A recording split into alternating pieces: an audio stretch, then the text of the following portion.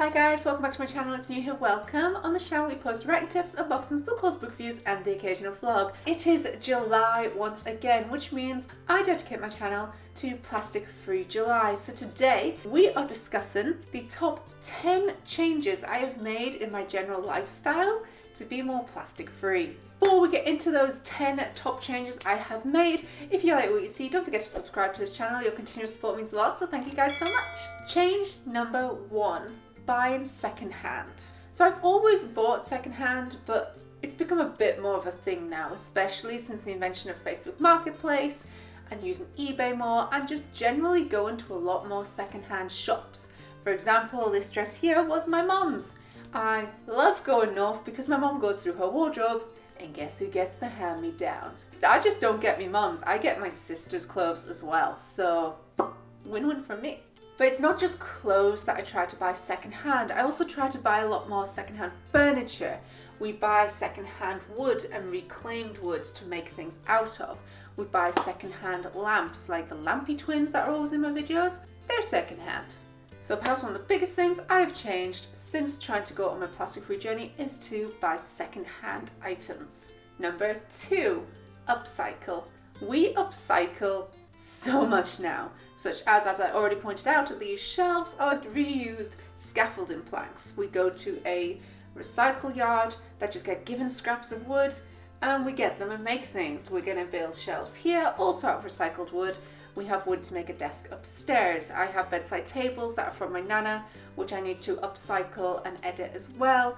We get a lot of secondhand things and generally you can spruce them up. You can make them look brand new. And they're often made a lot better as well. When you buy something really old, I don't know, they just built things to last a while ago. So if you can get a secondhand chair, especially those big back chairs, and just get it refabricated, it's gonna last forever because it's already lasted forever. Similarly to when I'm buying clothes. Now, especially jeans, if the jeans have already survived someone wearing them, then they're far more likely to survive me wearing them. Because when I've bought new jeans, I kill them within a year, every time. They just die. So buying secondhand makes sense for me. Number 3, buy local. If you are going to buy something new, a good way to make it as eco-friendly and helpful to people as possible is to buy locally. And I don't just mean buying furniture or clothes. So I go to a lot of antique dealers, I go to small businesses that sell lamps and furniture and things like that. I go to small plant shops, or I get given plants from friends, from all the plant babies we all make together. But also when it comes to buying your food, I tend to shop at a local market. So we get our vegetables from a local veg lady. We go to the fishmongers who comes to the market. Matt goes to the local butchers. We go to the eco refill shop, so we get lots there, pastas, seeds, shampoos, everything. We only actually go to the major supermarket for tinned goods, and we don't actually have a lot of those. So if you can shop as local as possible, if you have a local farmer's market, if you have a local farmer who has a shop, anything small business. If you are going to buy online, I try to make sure I avoid Amazon. I go to their actual website to buy something. Or I go to Etsy, push come to shove, but even then, if I can get to their actual website, I'll buy from there more so than the other markets using their work to make money. Number 4, meal preps. One of the ways we don't shop at the big supermarkets anymore is because we only go there for tins, really. Because all the sauces that we used to buy, we now make. We buy loads of vegetables on, say, a Friday night or on a Saturday, and by the end of the weekend, they're all gone and in the freezer in forms of sauces. Matt makes the best tomato sauce now. He's sussed out curry. I've challenged him to do a saag paneer and also to make a Thai from scratch. But we just make big meals and then we freeze them. Every week we make sugar-free scones because Matt's very particular about breakfast. We make sugar-free scones and we freeze those. If we really want bread, I will make bread. We can slice that, we can freeze that. No problems. But by batch cooking and freezing your own freshly cooked meals, you take out so much of the salt, sugar, and the rest of the crap that's in ready-made sauces. Now if I have a ready-made sauce, all I can taste is salt. And I'm not saying salt is bad, you need salt.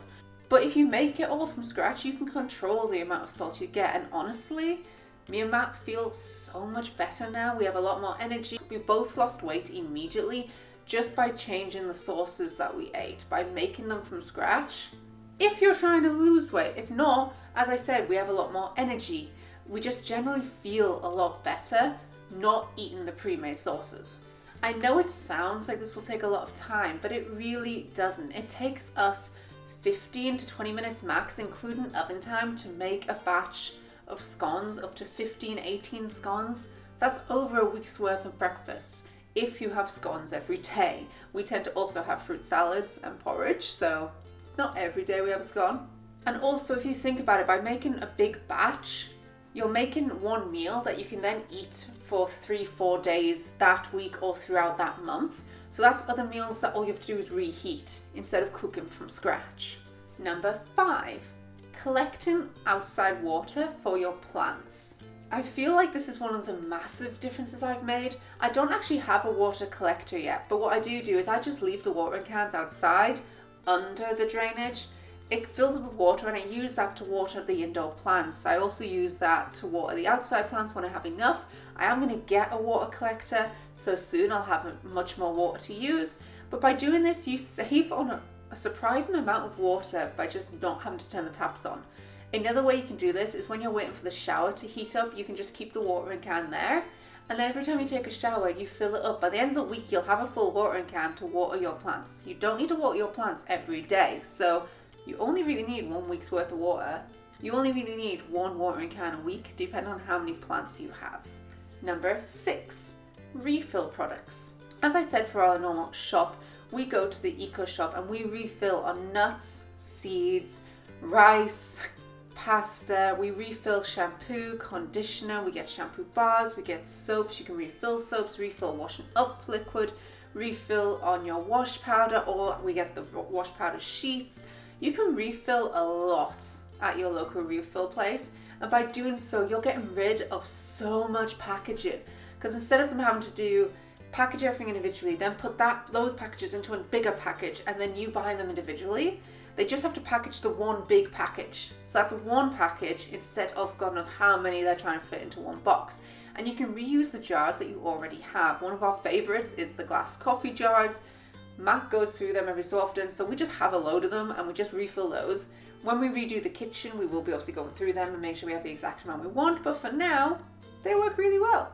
Number 7, checking what your clothes and items are made of. If you guys didn't see last year, I did a video on how much plastic is in my wardrobe. If you haven't seen that, the link is above me now. I went through my wardrobe to just see how much plastic is in there. And I found that once I started only getting secondhand or new clothes made from cotton, viscose, from linen, any product that is natural and is made in an eco way as possible, I now can't wear the plastic products. I just sweat constantly and it itches and it just feels awful compared to when I wear linen or cotton, and the clothes just feel so much softer. They breathe, especially bamboo. Oh, it just breathes so much better.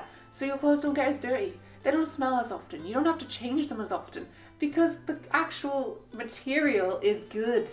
This is, again, one of the biggest things I've changed. It also cuts down your shopping, especially for new products, because what I do is if I am going to go shopping or I find something in a nice shop, I look at the label, and if that is not a good product, then I'm not buying it. So I save money because I second guess what I want to buy. It's another good way. If you do buy clothes that are fully cotton, make sure it's from companies who have tried to source cotton in as eco a way as possible, because it does use a lot of water. If you're buying from second-hand shops, win-win, you can get all the cotton you want. Number 8, think twice and then think again.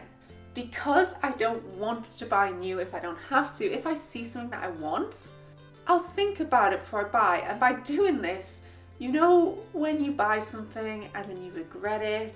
That doesn't happen to me anymore because I don't buy unless I really thought about it. This saves me money and it means I'm only buying what I want. The house isn't overloaded with stuff. My wardrobe isn't overloaded with stuff. Everything in my wardrobe I wear regularly. Ooh, ice cream. Everything in my wardrobe I wear regularly because I actually like it and it lasts a long time as well because it's made well. So think twice and think again. You'll seriously save yourself so much money and heartache. Number 9, gardening for the future. First of all, I didn't used to garden. I think it helped that I didn't own anywhere, so you couldn't put anything on the floor. But even house plants, I just didn't do plants because I always thought I'd kill them and they died and I didn't feel like I needed them. Since going on my plastic-free journey, I've really got into plants, but most importantly, how I garden. I didn't used to garden much anyway, but now I don't use any pesticides and I buy plants specifically for the animals I want to encourage in the garden. So I'm buying bee plants, butterfly plants, anything that ladybirds like, to create an ecosystem in my garden that functions and works. I want to encourage the hedgehogs to come back because hedgehogs used to be everywhere in the UK. I don't know if anyone's noticed this. You don't see them anymore. We've been killing them off because of garden fences, because of slug repellents, all of that. And we don't need it. Our garden's doing absolutely fine without repellents. If you are growing to eat, I have a rule of if they get to it first, then it's theirs. I can buy food, I don't need that food, so if they beat me to it, they beat me to it. Another way you can do it is by having decoy plants. You grow something that they will eat, so you can keep the one you want to eat for yourself. They just need to live, guys. You can eat the other thing. So yeah, I plant a lot of flowers. I don't use any pesticides. I use water that I've collected rather than from the hose. Just generally, I garden for the animals. And not only that, I'm trying to plant trees. I actually have too many trees now, possibly to fit in the garden. But I'm not going to see some of these trees. I have an oak tree. That's not going to grow by the time I'm dead. But I'm not growing it for me. I'm growing it because I enjoy seeing something living and thriving. And someone in the future is going to benefit from the shade from that tree. It's changing the way you think about what you have and what you do. Not everything has to be for you in this immediate time. You can enjoy the journey. You can enjoy knowing that someone in the future is going to get something from what you have created and what you have done. So plant the trees, even if you're not going to see it fully grown. And finally, the biggest change to my general day-to-day life, number 10, is avoiding plastic. It is Plastic Free July, you know it was going to come up. By avoiding plastic, I'm talking about avoiding it in your clothes, as I've already stated, avoiding it in your shopping by buying from veg markets, from the eco shops, so you don't have as much packaging, so they don't wrap it all in plastic. Take your reusable bag shopping with you. I always carry my rucksack with me. I don't need a bag. It's better for your posture to carry it in a rucksack than carrying loads of bags anyway.